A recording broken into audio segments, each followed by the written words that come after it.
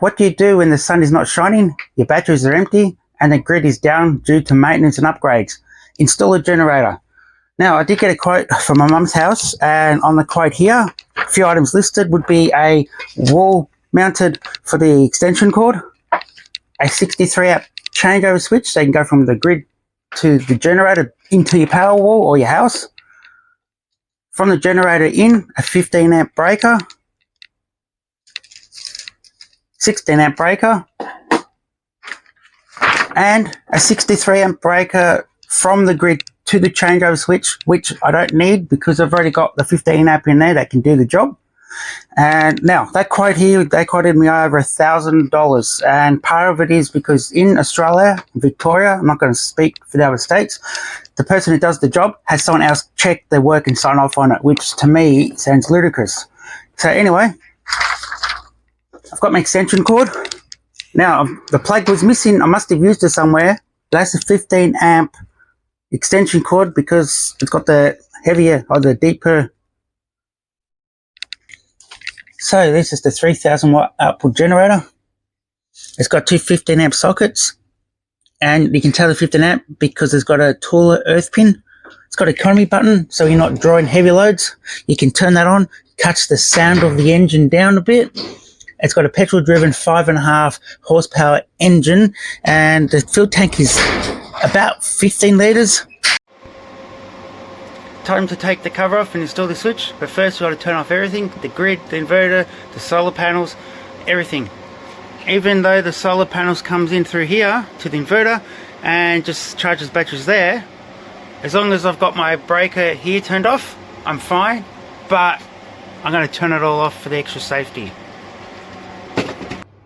So I've decided to put the point on the outside, on the east side, and the rain usually comes in from the west this way, so well and truly out of the weather because of the roof of the shed, and just a matter of putting a hole in the shed wall, conduit into here, and screw it into the shed wall.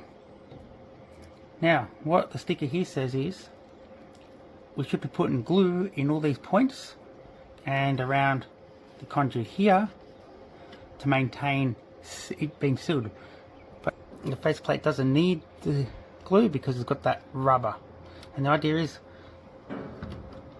I've got a bit of slack on it, so it wraps around the top there, the electrical, and it'll just clip in here and screw in, and then you can access this like that. So I'm going to screw that down for now, but I'll come back to it and glue it down. So the other side of it, inside the shed, comes in at that most top corner there, and as close as I can get it to the PowerWall, so I don't have to do any extra twists and turns on the cable conduit. So it basically just comes up and will drop in the top of the box like that. And as you can see, I've got plenty of length so I can cut it as need to. And now I've got the wire in there, I'll just cut it gently around, just run the knife around it to cut what I need. And because I didn't know where I was putting it, how far, I got 4 meters, and you clearly see that's more than enough. So now it's a matter of opening this box and inserting that changeover switch and breaker behind the panel of the meter.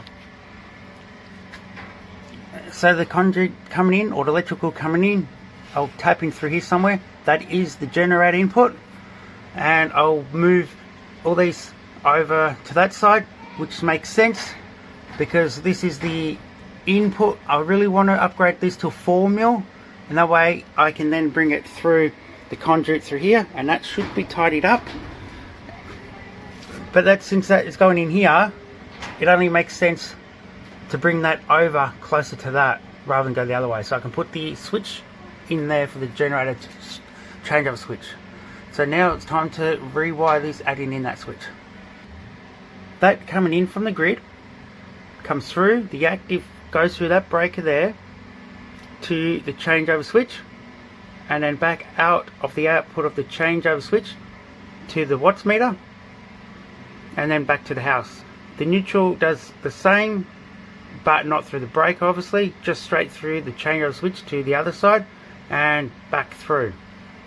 Then for the generator coming in, which is that line through there, comes in, and the active goes through that breaker through there, and then back around behind that into the other side, from that to the meter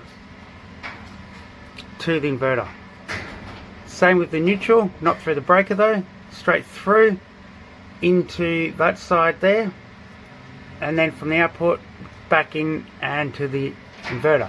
So what it is, this changeover switch has those two ports there, which is output, but for the changeover, the inputs is either those two or those two. So obviously the active, one of the other connects to the active there, and neutral are one of those two through there. Obviously that's switched between by flipping that.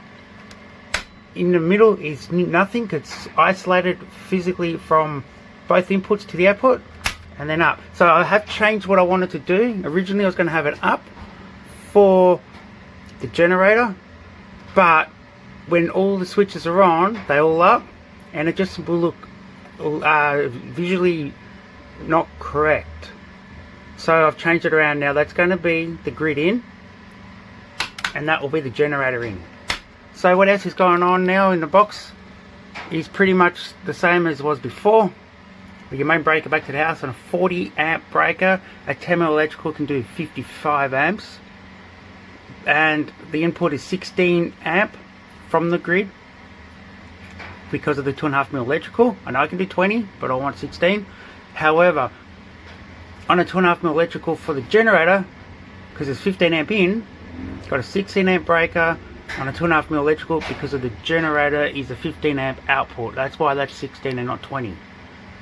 And once again, same thing here, nothing's changed, where that's my switch for the breaker to the power point for the shed, and that's my main double pole isolating switch at 50 amps from the inverter. So everything there looks good. I'll give it a once check over to make sure I haven't missed anything, then I'll put the case back on and turn it on.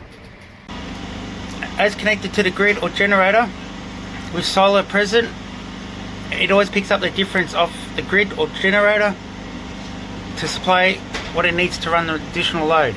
For argument's sake, if only doing 100 watts of solar, it would get the other remaining 240 watts from grid or solar. But like I said, 400 watts is much higher because things are running in the shed behind me. So what I'm going to do now is simulate the solar return, and you'll watch that number drop down to virtually nothing. So my hand's on the trigger, but if you watch the inverter, it takes a bit of time. Watch, and I'll pull the camera away just as it's about to connect. So it's all on, you can see it's starting to wind up, it's starting to connect, and watch.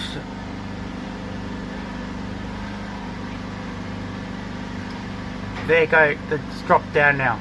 So that doesn't matter if it's the generator or solar, it will work the same. As far as this inverter is concerned, it doesn't know what the input is. It doesn't know if it's the grid or generator, so it's the same to the inverter.